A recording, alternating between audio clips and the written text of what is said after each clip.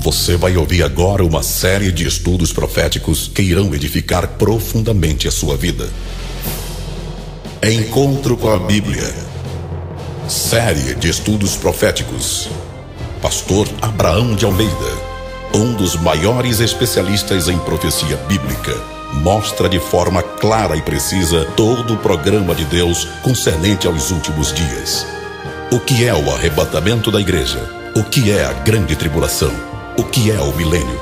Como interpretar corretamente as profecias? Podemos confiar na palavra profética? Estas e outras perguntas são respondidas com base na palavra de Deus. Ouvir esta obra é compreender a urgência do programa de Deus em relação a Israel, à igreja e aos gentios. Volume 1. Israel nas dispensações. Queda e restauração de Israel. Israel nas dispensações. Querido ouvinte, nenhum estudo sério da escatologia bíblica pode ignorar o povo de Israel ou colocá-lo em plano secundário, tendo em vista o que Jesus afirmou: olhem para a figueira e para todas as árvores. Lucas 21, 29. Israel é como o relógio de Deus a indicar o passar do tempo desta presente dispensação da graça de Deus. Não se pode negar a influência de Israel no destino dos povos. A promessa feita por Deus a Abraão em Gênesis 12:3, abençoarei os que o abençoarem e amaldiçoarei os que o amaldiçoarem, tem sido rigorosa e admiravelmente cumprida através dos séculos até os nossos dias. As nações que apoiam e protegem os israelitas são prósperas e abençoadas, ao passo que as que os perseguem são sempre castigadas, ou desaparecem, ou estagnam, ou são humilhadas, e invariavelmente perdem a bênção divina.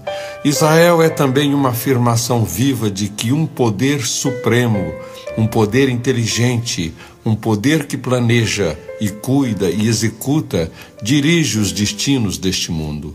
Certo imperador alemão, religioso, mas não crente, protetor da fé, mas não salvo, na sua hora de morte teve a presença de um pastor que procurava incutir-lhe na mente a fé salvadora. A esse religioso desafiou o imperador: dá-me uma prova da existência de Deus. O povo de Deus, majestade, respondeu sem vacilar o pastor: sim, querido ouvinte, Israel é uma prova concreta de que Deus existe. Apesar de humilhado, perseguido, banido, massacrado, quase destruído por vezes, e isto durante milênios, vive ainda Israel. E agora vive como uma nação poderosa e próspera. Israel vive ainda porque tem, dada por Deus, uma missão a cumprir nestes últimos tempos. Ela não pode desaparecer. Se Israel é uma prova irrefutável da existência de Deus, se Israel influi no destino das nações, quiçá no das pessoas, então é preciso estudar com profundidade a vida desse povo, mas estudá-la em todas as suas faces, para conhecer as mais estranhas e verdadeiras circunstâncias que servem de roteiro para as pessoas e as nações. O cidadão moderno necessita, para enfrentar a diversificada era em que vivemos, de ser uma pessoa bem informada, e nenhuma educação se completa sem o estudo desse povo que constitui um verdadeiro milagre do nosso tempo, o Estado de Israel, um país com cerca de 6,5 milhões de habitantes, cercado por mais de 100 milhões de inimigos, que, apesar de lhe moverem há décadas e com o indisfarçável apoio da maioria das nações, uma guerra contínua e cruel, não conseguem destruí-lo. Esse Israel se firma como o inequívoco sinal dos tempos. A Bíblia avisa: quando virdes acontecer estas coisas, o prometido reinado messiânico sobre Israel se aproxima e o lugar do Messias está vago, pois providencialmente o atual governo de Israel não possui rei. Eles, inconscientemente, aguardam o Rei Jesus e para ele reservam o trono.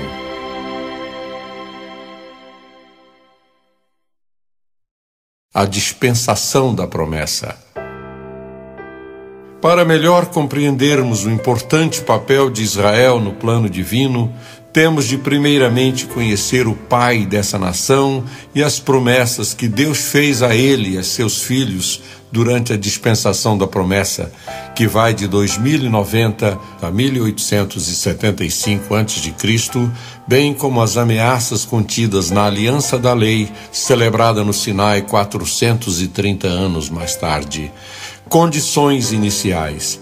As circunstâncias em que Abraão recebeu a dispensação da promessa foram as melhores possíveis. Em primeiro lugar, Deus o escolheu como tronco de uma raça especial no cumprimento de seu plano.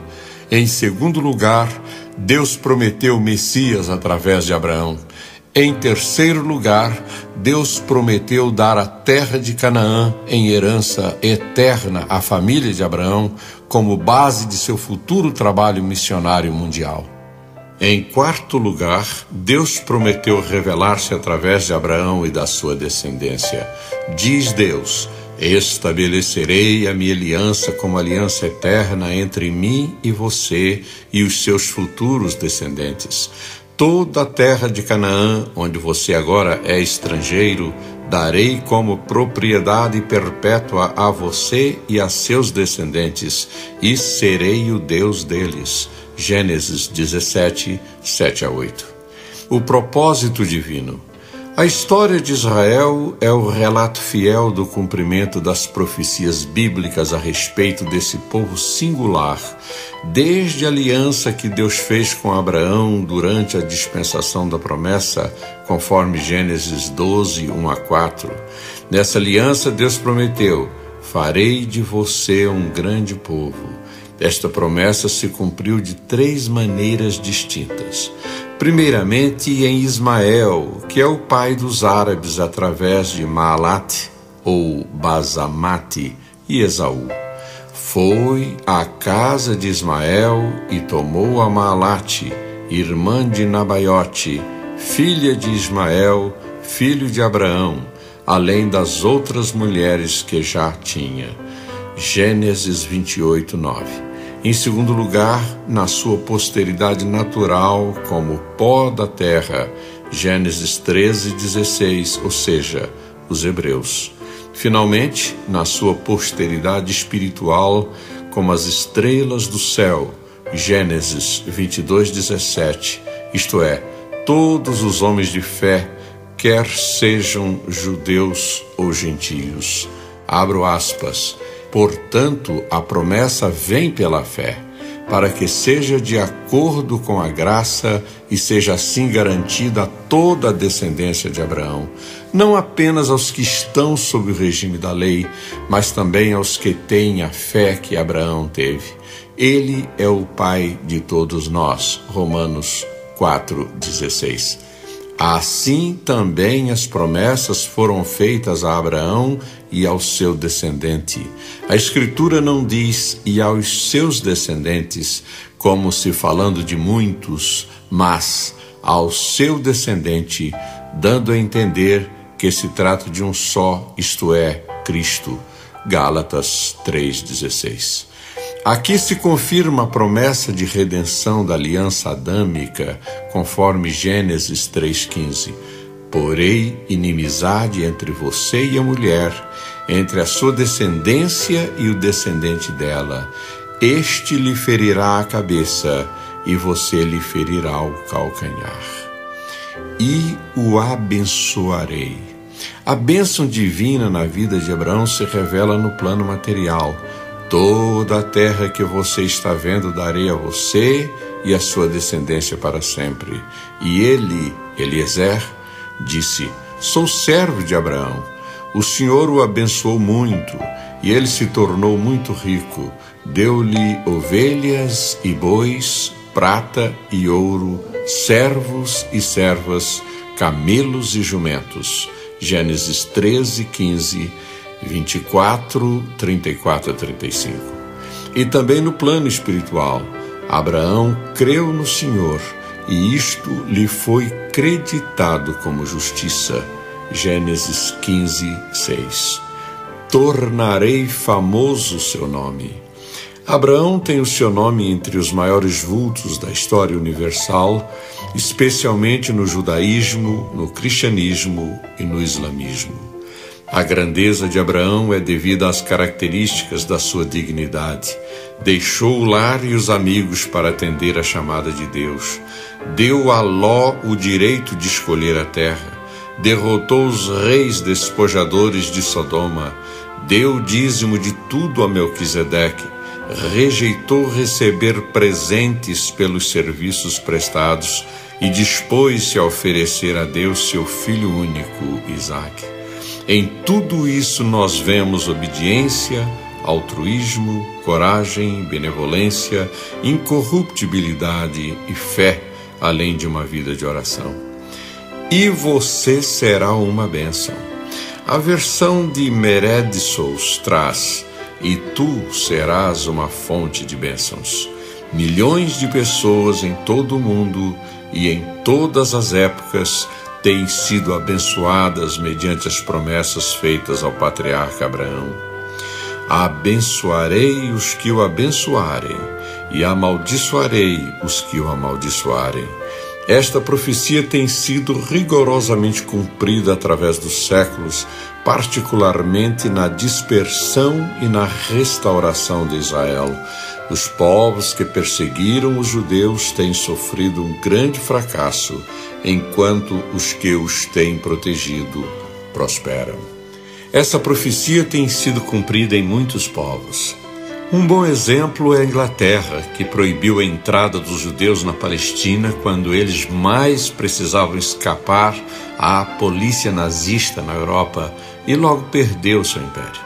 Também o Brasil, que depois de tomar o partido dos inimigos de Israel no início dos anos 70, por causa do petróleo, viu o seu milagre econômico transformar-se em pouco tempo em uma das maiores dívidas externas do mundo. Finalmente, países perseguidores dos judeus, como o Iraque e o Irã, que até meados de 1984 já haviam registrado nos campos de batalha cerca de 1,5 milhão de baixas entre mortos e feridos.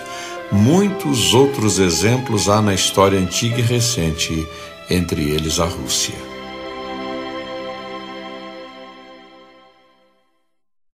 A dispensação da lei.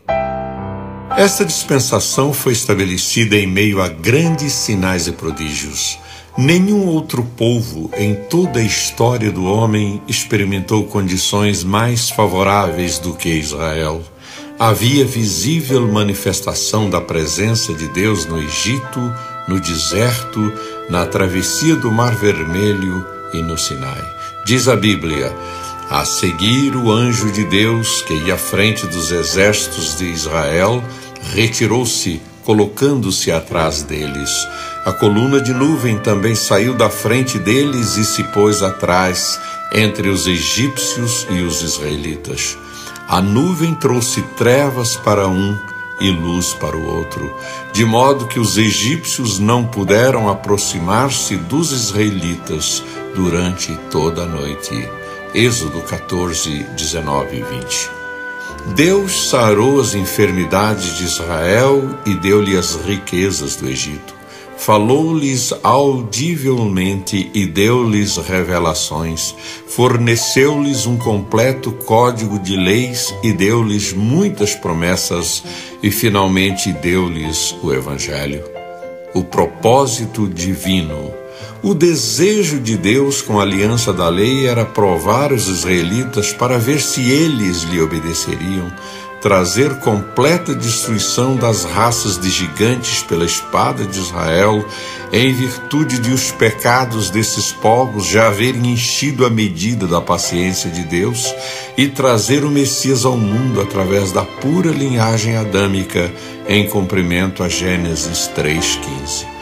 Finalmente, a lei tinha também o propósito de estabelecer um sistema de sacrifícios que mostrasse, nos mínimos detalhes, a hediondez do pecado e a necessidade da morte expiatória do Messias. Gênesis 15, 16. A dispensação da lei cobre o longo período do Sinai ao Calvário, e nela todos os homens são condenados por haverem todos pecado. A nação de Israel não suportou as provas a que foi submetida debaixo da lei e quebrou seu compromisso de Êxodo 19:8, constante do seu solene juramento: tudo o que o Senhor falou, faremos, que foi levado à presença de Deus. E Moisés relatou ao Senhor as palavras do povo. Por isso vieram os juízos dos cativeiros assírio e babilônico.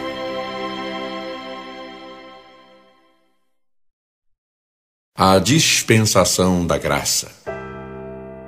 O estabelecimento da dispensação da graça ocorreu na plenitude dos tempos, quando por toda parte era patente a falência da filosofia, da religião e da política em seus esforços para melhorar a vida humana.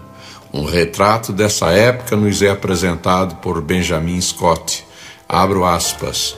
É impossível descrever toda a miséria moral de uma religião pagã cujos deuses eram debochados, bêbados, fratricidas, prostitutos e assassinos, e cujos templos eram lupanares e antros dos piores vícios, chegando alguns a só serem tolerados fora das cidades.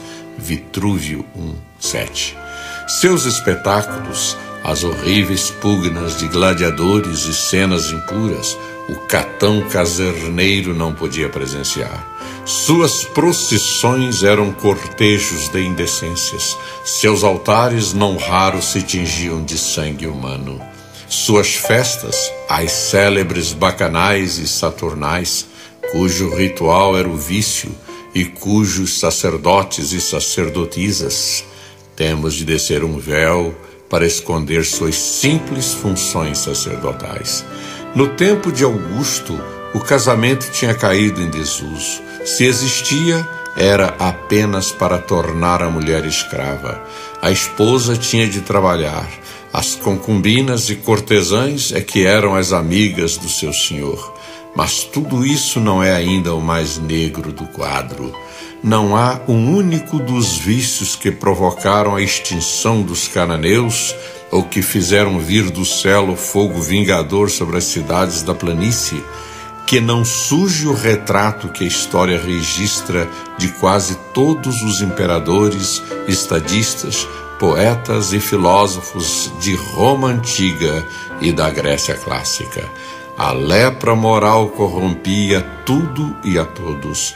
A crueldade campeava tanto quanto a sensualidade. A escravatura era universal. Sócrates era uma exceção. Fecho aspas. Benjamin Scott, As Catacumbas de Roma, Editora Progresso, Porto, Portugal, 1923, página 7. É neste mundo tenebroso que Jesus se manifesta como o sol da justiça, com a mais pura de todas as doutrinas, a fé cristã, anunciada com autoridade e confirmada com grandes sinais e prodígios, inclusive pelos discípulos e apóstolos. O propósito divino. Na dispensação da graça, o propósito divino é salvar todo aquele que crê em Jesus, tanto judeus como gentios, e chamar para fora do mundo esse povo especial, formando a sua igreja. Porque Deus amou o mundo de tal maneira que deu o seu Filho unigênito, para que todo que nele crê não pereça, mas tenha a vida eterna. João 3,16. E a vida eterna é esta, que te conheçam a ti, o único Deus verdadeiro, e a Jesus Cristo, a quem enviaste. João 17,3.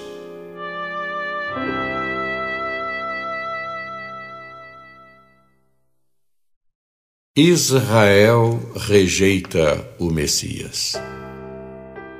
A dispensação da graça começou com a morte expiatória de Jesus, João 19,30, e terminará no arrebatamento da igreja. Em todo esse período, os israelitas, como nação, estão cortados postos de lado até que entre a plenitude dos gentios. A causa da rejeição temporária de Israel foi a sua recusa em crer no Messias, embora tivessem sido preparados para a fé durante séculos. Por rejeitarem Jesus e perseguirem a igreja, os judeus foram deixados de lado e as boas novas de salvação proclamadas aos gentios. Mateus 21, versículos 33 a 46. A queda e a elevação de Israel foram profetizadas por Simeão. Simeão os abençoou e disse a Maria, mãe de Jesus: este menino está destinado a causar a queda e o soerguimento de muitos em Israel e a ser um sinal de contradição. Lucas 2:34. Notem a ordem: ruína e soerguimento, diferente da história de outras nações que segue a ordem inversa, soerguimento e queda. Assim foi com países como Egito, Assíria, Babilônia, Medos e Persas, Grécia, Roma, Alemanha e muitos outros. Os juízos divinos. Jesus, referindo-se à profecia da pedra rejeitada pelos edificadores, disse que todo aquele que caísse sobre ela seria feito em pedaços. Mateus 21:44. Isso seria também o cumprimento de Daniel 9:26. Depois das 62 semanas, o ungido será morto, e já não haverá lugar para ele. A cidade e o lugar santo serão destruídos pelo povo do governante que virá. O fim virá como uma inundação. Guerras continuarão até o fim, e desolações foram decretadas. E também de Amós 9:9.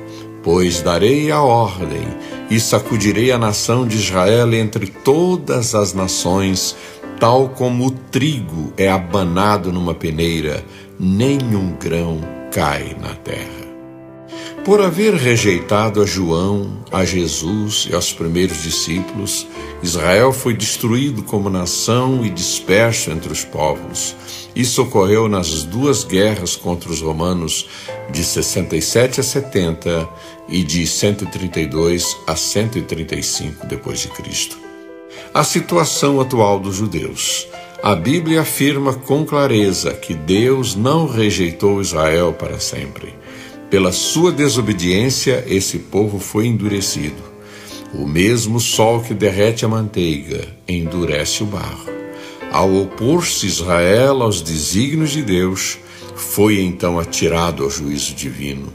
Deus se recusa àquele que o recusa. Leia Romanos 11, 7 a 10. O propósito primeiro de Deus de trazer os gentios ao arrependimento não poderia deixar de ser alcançado por culpa de Israel. Ao haver rejeitado o Evangelho, Israel se tornara um obstáculo ao plano divino e por isso teve de ser removido. O apóstolo Paulo explica que, pela transgressão dos judeus, veio a salvação aos gentios para pô-los em ciúmes. Leia Romanos 11:11. Mas Deus, que por amor não quer excluir ninguém, pretende recolocar Israel no centro da sua soberana vontade, e isso ocorrerá quando o remanescente fiel se converter ao Messias Jesus no final da grande tribulação.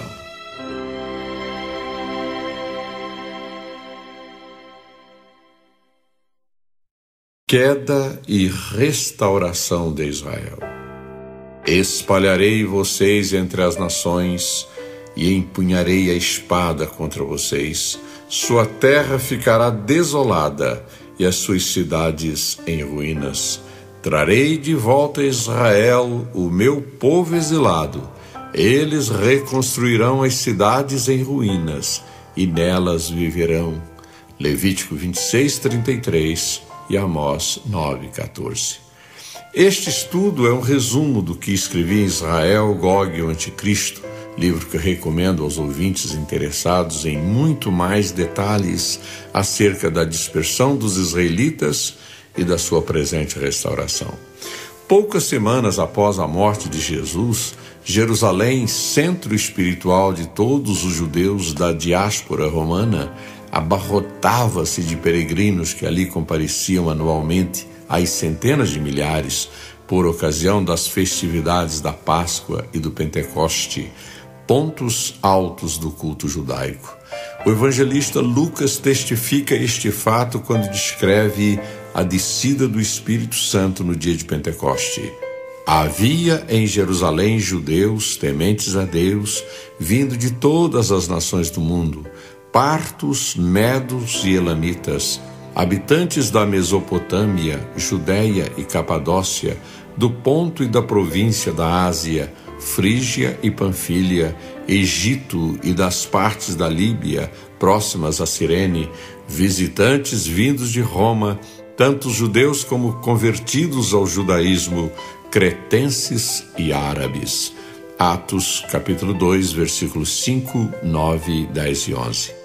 Semanas antes do Pentecoste, Jesus havia sido preso, julgado e crucificado numa atmosfera carregada de religiosidade e inflamada de um nacionalismo ardente e doentio. Foi assim, no momento de incontido ódio a Cristo e a sua mensagem, que os israelitas responderam a Pilatos: que o sangue dele caia sobre nós e sobre nossos filhos. Mateus 27, 25.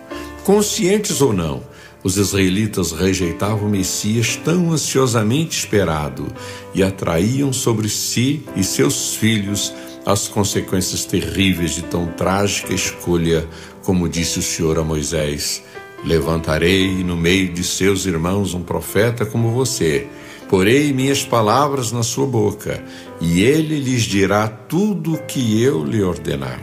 Se alguém não ouvir as minhas palavras, que o profeta falará em meu nome, eu mesmo lhe pedirei contas. Deuteronômio 18, versículos 18 e 19.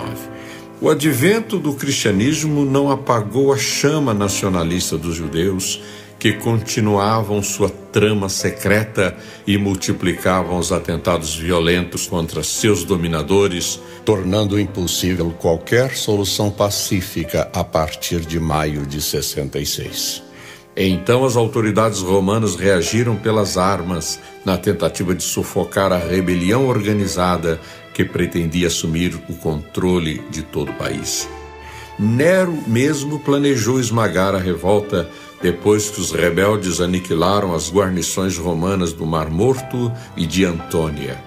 Várias e sangrentas batalhas travaram-se nas cidades de Galiléia, com elevado número de baixas em ambos os lados, mas prevalecendo sempre a férrea Roma, cujas legiões lutavam bravamente sob o comando de Vespasiano. Após o suicídio de Nero, foi Vespasiano aclamado imperador romano, e este deixou a última etapa da guerra aos cuidados de seu filho Tito.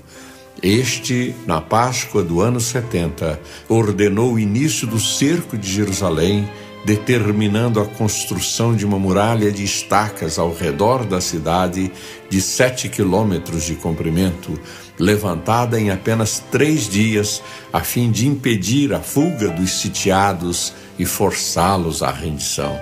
Cumpriam-se as palavras de Jesus: virão dias em que os seus inimigos construirão trincheiras contra você, a rodearão e a cercarão de todos os lados, também a lançarão por terra, você e os seus filhos, não deixarão pedra sobre pedra, porque você não reconheceu a oportunidade que Deus lhe concedeu.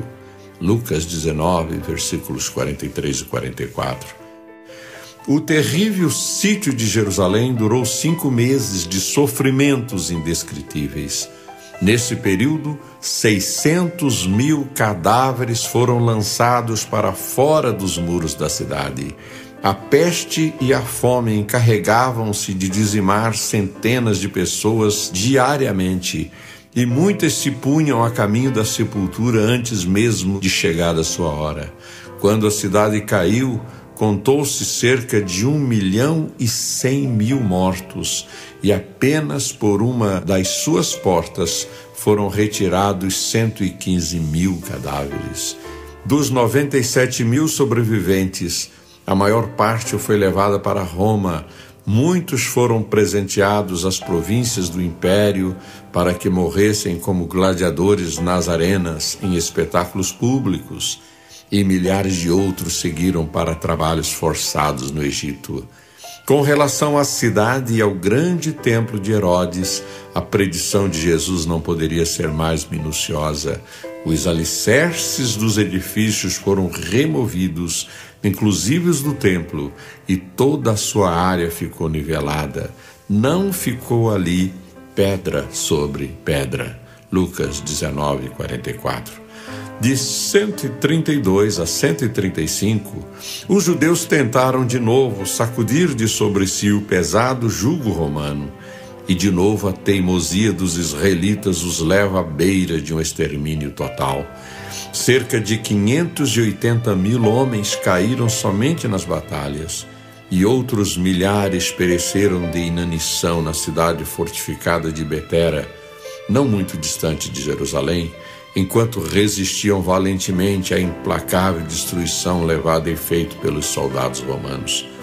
Além de reconstruir Jerusalém como uma cidade tipicamente pagã, Adriano proibiu a prática do judaísmo sob pena de morte. Aquiba foi capturado e esfolado vivo, e ao morrer exclamou: "Ouvi, Israel, o Senhor é nosso Deus, o Senhor é único." De novo, os mercados de escravos abarrotaram-se de judeus. As autoridades romanas mudaram o nome da Judéia para Síria Filisteia, de onde derivou a moderna palavra Palestina. Eusébio de Cesareia, citando Aristo de Pela, afirma que toda a nação dos judeus, desde aquela época, foi totalmente proibida por decretos e comandos de Adriano de entrar nas terras circunvizinhas de Jerusalém, de modo que não podiam ver a terra dos pais mesmo à distância. Abro aspas.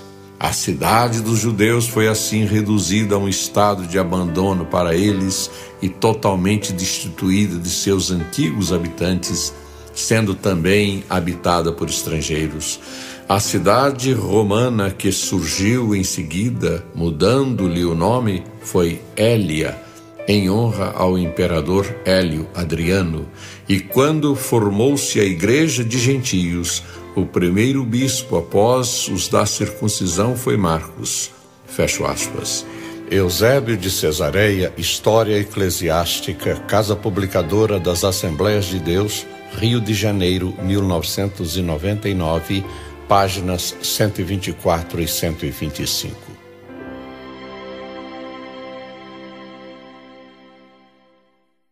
Cruzadas, peste negra, etc. Humilhados, diminuídos e marginalizados, os remanescentes judeus dedicaram-se ao comércio e trocaram suas ambições políticas pelas conquistas do espírito, transferindo o centro da sua cultura da Judéia para a Babilônia, onde os comentários e as interpretações da Bíblia formaram mais tarde o famoso Talmud. Vivendo em paz e dedicadas ao livre comércio, as comunidades israelitas em várias partes do mundo chegaram a ser prósperas. Porém, no ano 681, na cidade de Toledo, a Igreja Romana começou a impor-lhes restrições. A superstição e o baixo nível espiritual a que desceu o cristianismo nominal durante a Idade Média ocuparam-se de fazer o resto. No ano 1096 foi organizada em Clermont, na França, a primeira Guerra da Cruz contra os maometanos ocupantes dos lugares santos da Palestina. Os cruzados, comandados pelo mercenário francês Guilherme, abateram-se sobre as comunidades judaicas da Renânia, de Trèveris, de Espira e de Worms, além de outros lugares. As hordas sanguinárias arrastaram homens, mulheres e crianças aos templos católicos para serem batizados à força, mas a maioria preferiu pagar com a vida sua fidelidade aos milenares princípios do judaísmo. Raciocinavam os irmãos peregrinos que, antes de exterminar os sarracenos no Oriente, precisavam eliminar no Ocidente os descendentes daqueles que crucificaram o Filho de Deus. Por volta do ano 1350, irrompeu devastadora a morte negra, uma peste virulenta que matou 1/3 de toda a população da Europa. Mais uma vez, a superstição, o preconceito antissemita e a ignorância encarregaram-se de lançar toda a culpa da desgraça sobre os judeus. O Papa Clemente VI inocentou os judeus, afirmando que eles morriam tão bem da peste como os cristãos, mas o fanatismo falou mais alto que a razão e a ruína veio como uma tempestade. Em mais de 350 cidades europeias, os infelizes israelitas foram mortos a pauladas, afogados, queimados vivos, enforcados e estrangulados.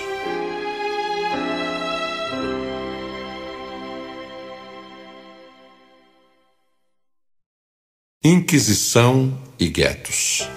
Infamante sob todos os pontos de vista foi o martírio dos judeus na Espanha e em Portugal durante a vigência da Inquisição. Só em Toledo, em poucas semanas, foram queimados vivos 2.400 homens acusados de infidelidade ao catolicismo. Os que se diziam arrependidos da sua falsa conversão alcançavam a misericórdia de um estrangulamento vivo antes de atirados às chamas purificadoras. Em Portugal, esse nefasto tribunal foi implantado em 1536 e agiu contra os judeus com tamanha crueldade que o Papa Paulo II enviou um protesto e o Concílio de Trento teve de se ocupar da sanha bárbara dos inquisidores lusos. Mas o ódio aos judeus não começou com a Inquisição e nem era uma característica exclusiva dos inquisidores, pois emanado dos poderes eclesiásticos, ele transbordava nas massas fanatizadas, resultando sempre em sangrentos morticínios. O antissemitismo, todavia, não desapareceu com as cruzadas e nem com a nefanda Inquisição, mas continuou atuante em muitas partes do mundo.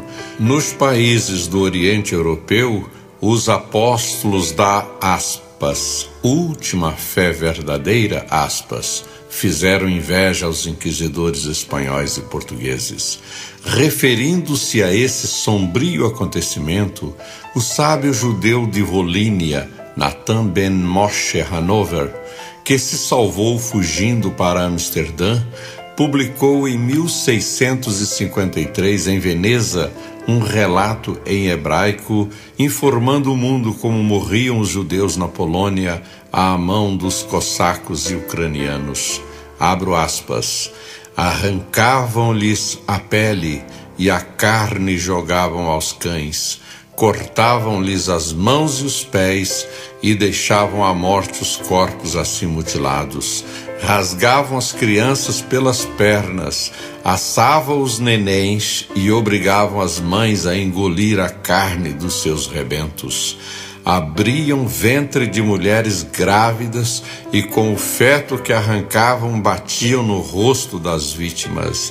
A muitas punham gatos vivos nos ventres abertos e costuravam o corpo com o gato dentro, cortando das infelizes as mãos para que não pudesse arrancar o animal, nem dar cabo da sua existência. Fecho aspas.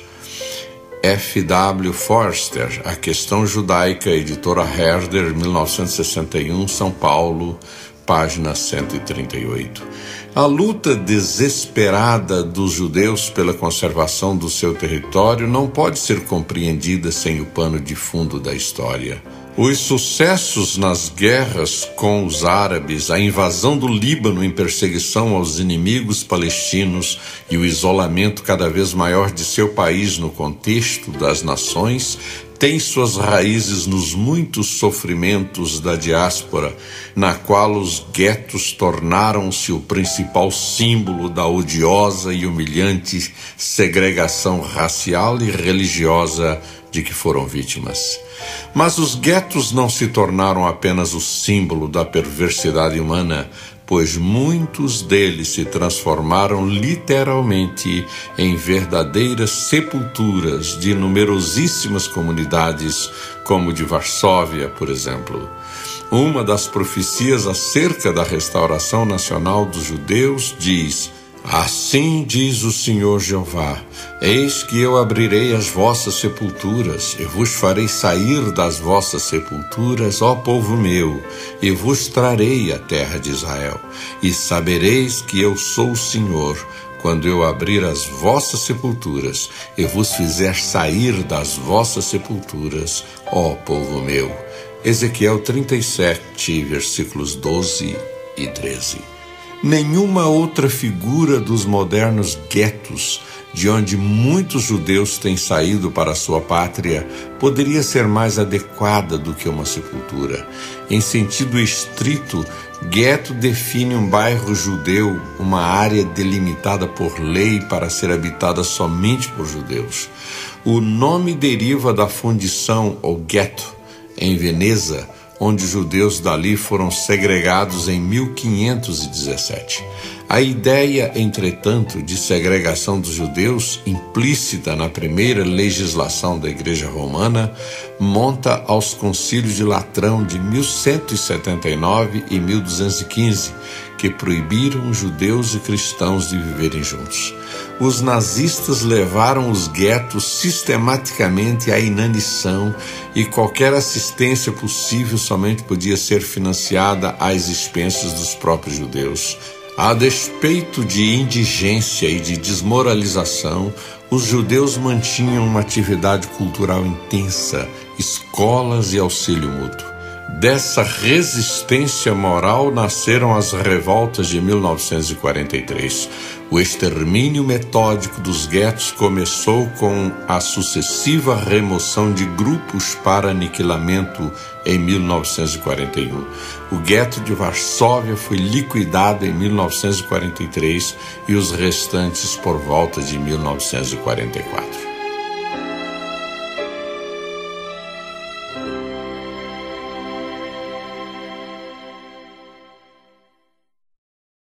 O Holocausto. Construído em 1933, o campo de concentração de Dachau, Alemanha, foi a prisão de dezenas de milhares de judeus durante a Segunda Grande Guerra. Em 1966, o governo alemão instalou no local um mostruário dos horrores ali praticados e tornou obrigatória a visita de colegiais de nível médio, para que não esqueçam a que ponto chegou o desvario nazista.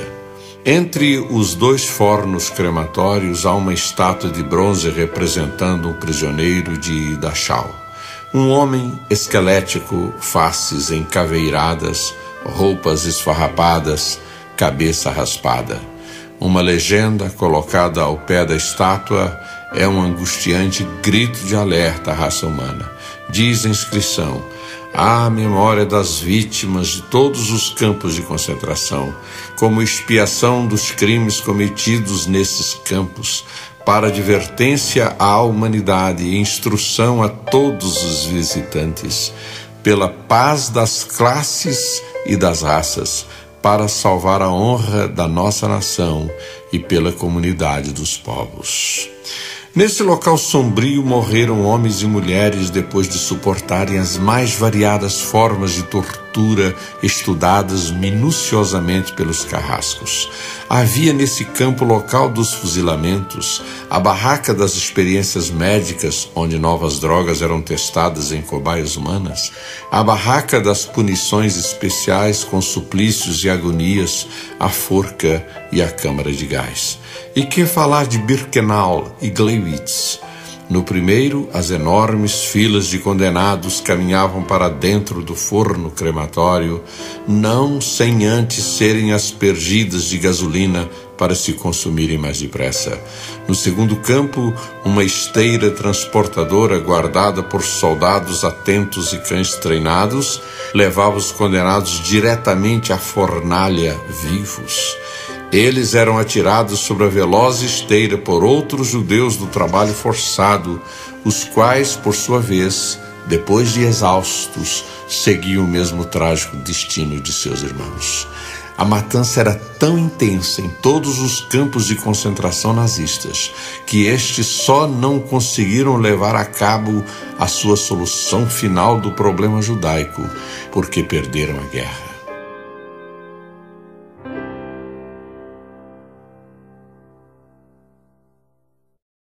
Renasce Israel. A história de Israel é a história de um povo e de um lugar unidos, separados sempre e sempre. Nem um drama de amantes separados e reunidos novamente é mais romântico que a história desta gente e sua terra natal. A Bíblia trata de maneira inconfundível das angústias desse povo entre as nações. Espalharei vocês entre as nações e empunharei a espada contra vocês. Sua terra ficará desolada e as suas cidades em ruínas. Quanto aos que sobreviverem, eu lhes encherei o coração de tanto medo na terra do inimigo, que o som de uma folha levada pelo vento os porá em fuga. Correrão como quem foge da espada e cairão sem que ninguém os persiga. Levítico, capítulo 26, versículos 33, 36 e 37. Mais adiante, continua a palavra de Deus. O Senhor fará que vocês sejam derrotados pelo inimigo. Um povo que vocês não conhecem comerá aquilo que a terra e o seu trabalho produzirem, e vocês sofrerão opressão cruel todos os seus dias. Deuteronômio 28, 25, 33 e 37. É impressionante como tais predições tenham sido tão rigorosamente cumpridas.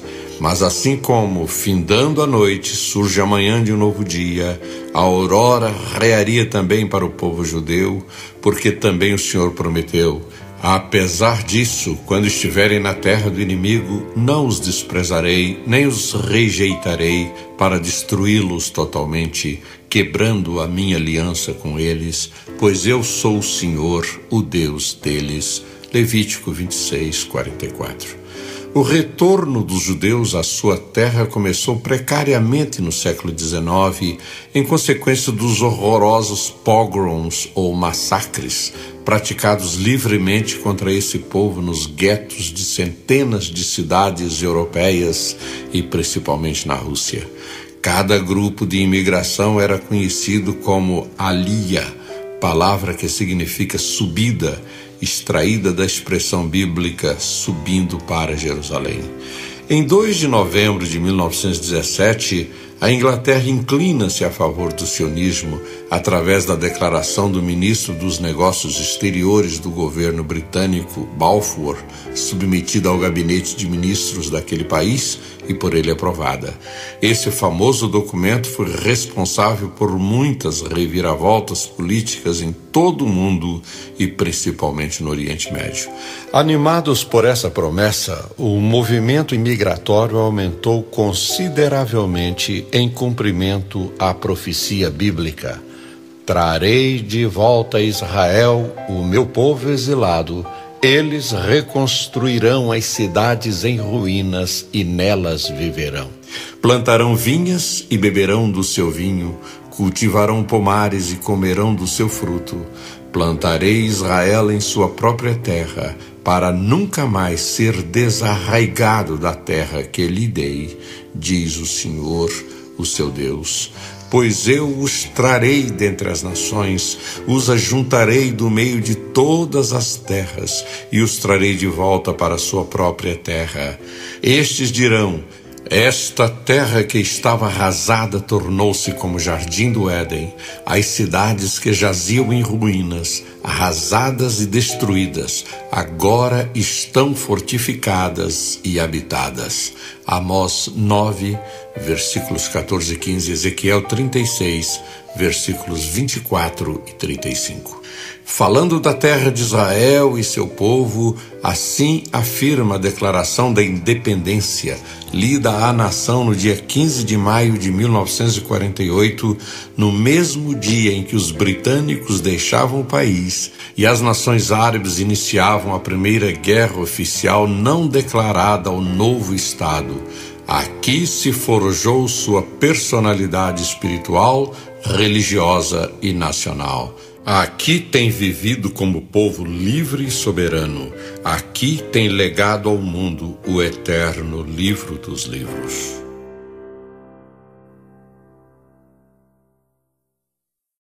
Deus luta por Israel. Naquele dia os egípcios serão como mulheres, tremerão de medo diante do agitar da mão do Senhor dos Exércitos, que se levantará contra eles. Judá trará pavor aos egípcios. Isaías 19, versículos 16 e 17.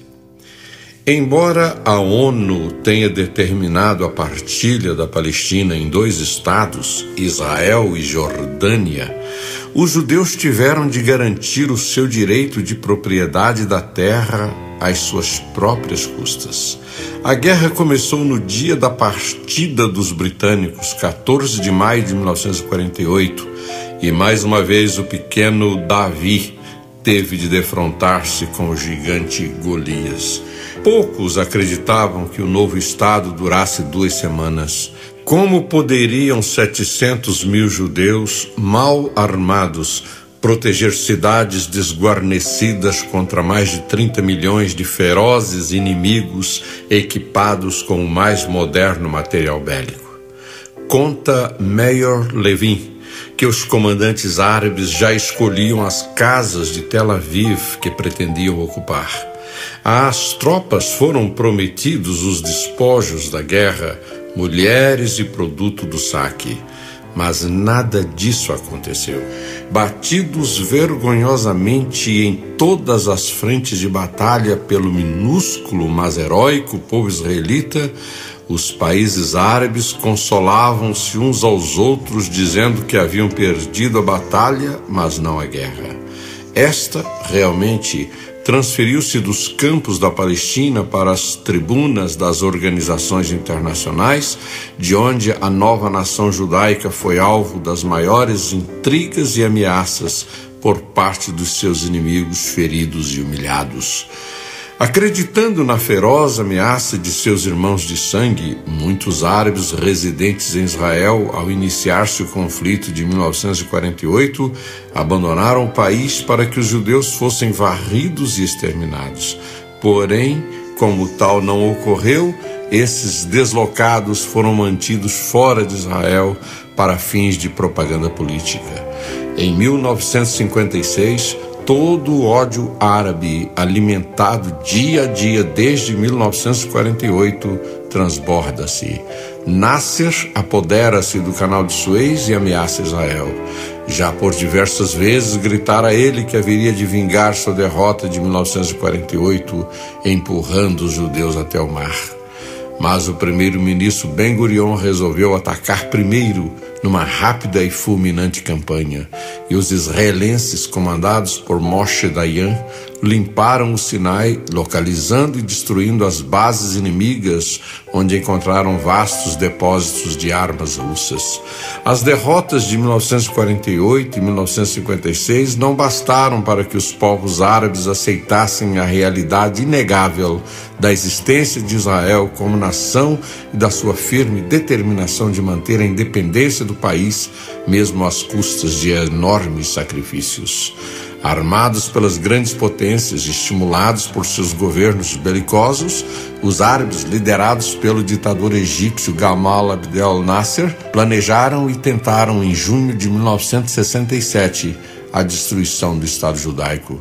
Foram 6 dias de medo e apreensão em todo o mundo, de terrível surpresa e humilhação para os invasores e de grandes e inesquecíveis glórias para a jovem nação israelense. Os prejuízos sofridos pelos árabes em preciosas vidas humanas e em caríssimo armamento foram deveras impressionantes. Nos 6 dias de guerra, morreram 10.000 egípcios, 15.000 jordanianos e milhares de assírios, iraquianos e combatentes de outros países. Somente o Egito perdeu 400 aviões, 600 tanques e milhares de peças de artilharia, munições, armas leves e veículos, superando o valor de $1,5 bilhão de dólares. Em toda a guerra, apenas 700 soldados judeus perderam a vida. Como resultado de mais este confronto bélico, Jerusalém passou inteiramente para o domínio israelita no dia 8 de junho. A sua reunificação pôs termo a uma série de restrições impostas pelas autoridades jordanianas aos cristãos, como proibindo a aquisição de terras na cidade ou em seus arredores, obrigando os membros da Irmandade do Santo Sepulcro a tornarem-se cidadãos jordanianos, sendo eles gregos desde o século VI, exigindo dos cristãos a guarda dos dias de repouso semanal dos muçulmanos, abolindo as isenções de impostos a que tinham direito as instituições cristãs.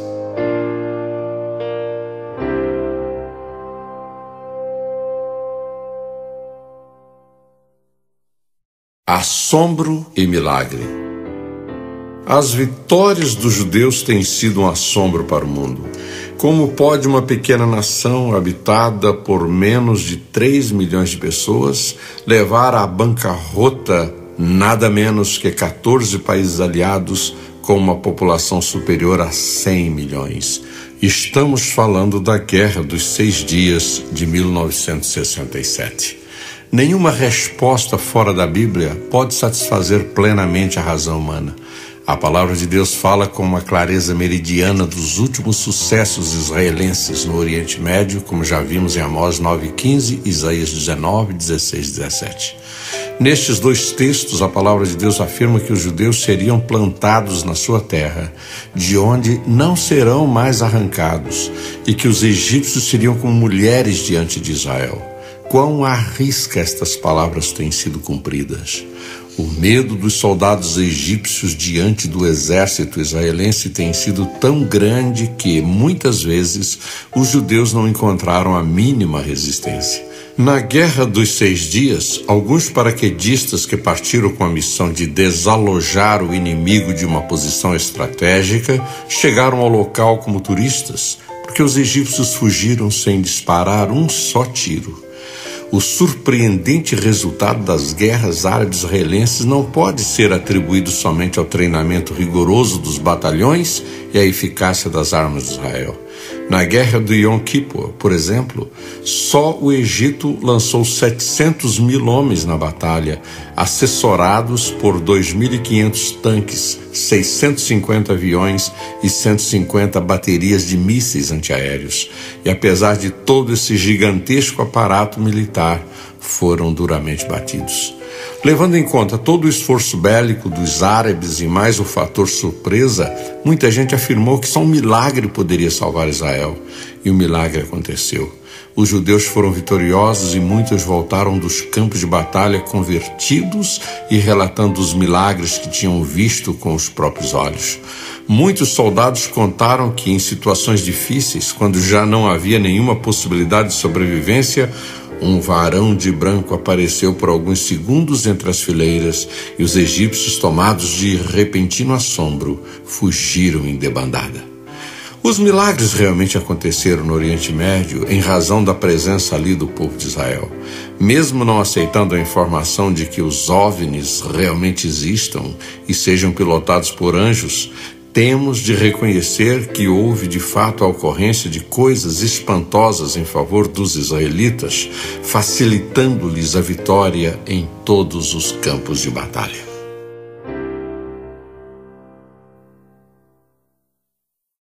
a expansão territorial. Israel defende a necessidade de fronteiras seguras para seu país e suas últimas mudanças políticas vieram reforçar ainda mais esta posição. Atraiçoado várias vezes por seus vizinhos, abandonado por seus aliados e mais de uma vez deixado à sua própria sorte pelos organismos internacionais, o país hebreu sabe dos riscos que corre e por isso mesmo age segundo o seu próprio critério de segurança. Mas existe outro aspecto do problema palestino quase sempre desconhecido e negligenciado pelas grandes potências: a escatologia bíblica. Em realidade, a Bíblia não é compulsada pelos políticos em busca de uma resposta aos mistérios que envolvem a descendência de Abraão. Como justificar a sobrevivência desse povo perseguido durante tantos séculos e o seu retorno à Terra Santa, senão pela ação de um Deus eterno? E para tornar em fato histórico o que prometeu, Deus se serve até mesmo dos inimigos do seu povo, como aconteceu após a Segunda Grande Guerra. A então União Soviética, tradicional opressora de 3 milhões de judeus radicados em seu território, movimentou-se diplomaticamente pela criação do Estado judeu na Palestina. E este Estado nasceu num só dia, 29 de novembro de 1947, por deliberação da Assembleia Geral da Organização das Nações Unidas, presidida pelo chanceler brasileiro Oswaldo Aranha. Cumpria-se Isaías 66, versículo 8. Pode acaso nascer uma terra num só dia? Como é sabido, a intenção russa na ocasião era a de estabelecer no Oriente Médio uma base de influência via Israel, mas foi lograda. Então voltou-se para os árabes, armou-os e os empurrou para sucessivas guerras contra os judeus, resultando na ampliação territorial destes em prejuízo daqueles. O povo judeu, amado por Deus por causa das promessas, nunca mais será arrancado da sua terra. Mas a colonização israelita dos territórios tomados aos árabes não deve ser encarada apenas do ponto de vista da segurança do país judaico, pois tem raízes na profecia bíblica. A terra dada por Deus aos filhos de Israel nunca foi por estes ocupada em toda a sua plenitude. Ela é ainda mais extensa do que a atual área sob o domínio israelense, conforme Deuteronômio 1:7. A palavra de Deus não falha.